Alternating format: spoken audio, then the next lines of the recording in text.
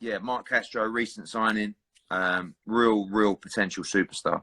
I wanted to get him on the live and just let you guys see him and hear about him, because you're going to be seeing a lot of him in the future. And I believe we're going to be joined. Katie Taylor is on after Marc Castro. Then we've got Devin Haney. For now, Marc Castro, what's happening?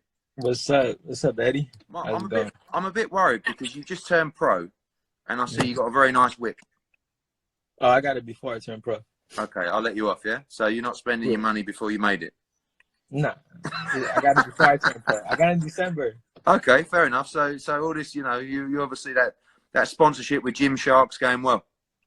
Yeah, it's going good. Everything's good. Good, How's mate. everything with you?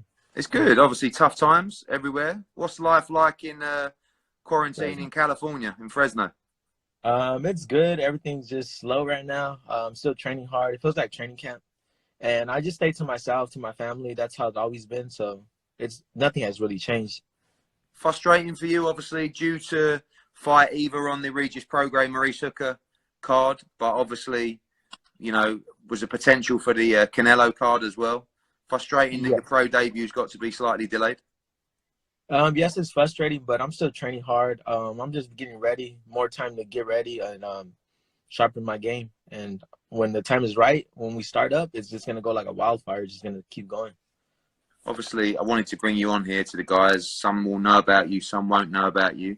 Run down your accomplishments as an amateur, one of the most decorated amateurs in US boxing history. I'm a 17-time national champion, 2-time amateur world champion, the second American to do that, and I have a record of 177 wins and 7 losses. It's not bad, eh? Yeah, it's a lot of sacrifices. I said, a lot of people won't know about your story. When I first met you, obviously managed by Keith Connolly, who's got Danny Jacobs as well, but very close with your dad and the journey that you've been on with him. I'm jealous of that. Obviously he's your trainer as well, but he must be very proud and has obviously been there with you from the start of this incredible journey. Yes, my dad has always been there. My dad knows what's best for me, and it's so humbling to have my dad along the journey, because those are memories you can't replace. A lot of people talking about your weight division. Talk a little bit about where you feel you're going to start that pro journey in terms of weight, and where you feel that you're gonna end up going. I feel like I could start at probably my first bout, maybe 127, 28, and then try to fill out. If my body don't grow yet or soon enough, go 126. I feel like I can make it, and eventually down the line, which is like 10, 15 years, maybe 154. Having a great career, everything going good. You got to win a world championship in every one of those divisions. Yeah, and unify and all that. Yeah. Undisputed as well. I mean, you might as well. As well. Yeah. When you talk about 26 right now, obviously some of those guys you've spent some time. See, I'm guessing you would have just been around with Shakur Stevenson, coming through the amateurs as well. How do you rate those guys at 26? We got, for me, the number one guy right now, where he's number one ranked. It's Josh Warrington, the IBF world champion. Obviously, you've got Shakur, you've got Gary Russell, you've got Kanzu, you've got Leo Santa Cruz. How do you rate those featherweights? Like 1 through 4? Yeah. I feel like for number 4, I'll probably be Leo Santa Cruz. Well, number 1, I feel like. Number 2 is Gary Russell. Number 3, Josh Warrington. Number 1, Shakur. You rate him that highly, yeah? Yeah, he's that good. Wow. I've seen Shakur like dog it out with Terrence Crawford. Really? And I feel like Shakur. You know what? I felt like when he turned pro, Shakur, that he didn't really have the punch power, and this is one thing I think is really interesting for the amateurs coming through. I see it with Ray Ford as well recently. They start off in their first 3 or 4 or 5 fights, and it might be the same with you as well. Where they're not quite setting their feet in the same way, and I feel that Shakur's power has really developed in a short space of time. Because I wasn't sure whether he would have the power at 26 until he started, stopping a few guys. I feel like Shakur's always working, improving his game. So if he feels like he needs to work on something, he's going to work on it. Obviously, training for you is going to be geared with your father, but also you spent plenty of time with Eddie Reynoso as well. Do you think that'll be an element you'll be adding to your team as well?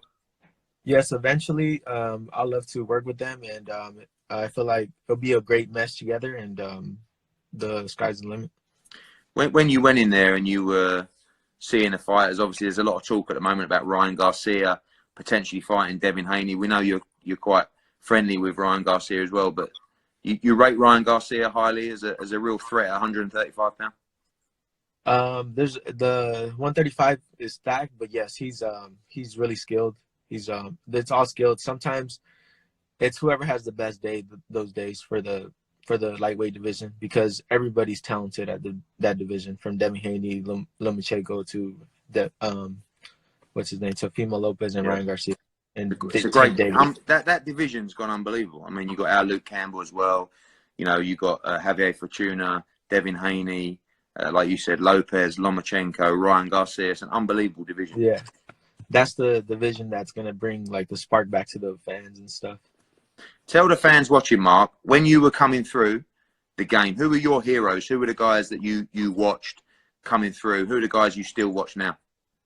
The main guys was coming up would be like Oscar De La Hoya, Floyd Mayweather. So when they fought, that was kind of like big. Manny Pacquiao, and then it was Marquez, and then it was Triple G, Canelo, all of them, like all those big guys. But right now the main one is Canelo, because he's like taking the lead with the sport, being the face of boxing, and it's great to see.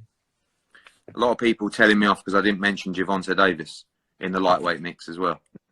Yeah, I mentioned him. I said you rate him highly. Yes, I do. They're all, because his punching power is incredible, and keeps himself in the mix with the lightweights, because he's talented as an amateur, and then he got that punching power, and he always switches up the angles with everybody. So they're all talented. They all have their unique things. We know you're going to have a massive following in Fresno, in California, and obviously Mexican heritage as well. But tell us a little bit about your heritage, because I know El Salvador as well. Big part of that. Mexican. I'm Mexican. I'm Mexican and Salvadorian. My dad's Salvadorian. My mother's Mexican. And yeah, that's two Hispanic cultures that I feel like they're great boxing fans. Mate, we look forward to following you guys. People tuned in here, you're going to see Marc Castro boxing in the US, in the UK, in Italy, in Spain, all over the world. And mate, I can't wait for you to start your pro career. Quick message for the fans as well. Obviously, tough times for a lot of people as well. People stuck indoors, people waiting to go to work, etc. Yeah. Just keep cherish your loved ones at this time, and just keep staying positive. Mark, look forward to seeing you soon, my friend. Okay. Can't wait for people to see you fight. Yes, sir. Take care, mate. Take care. Peace. Bye, mate.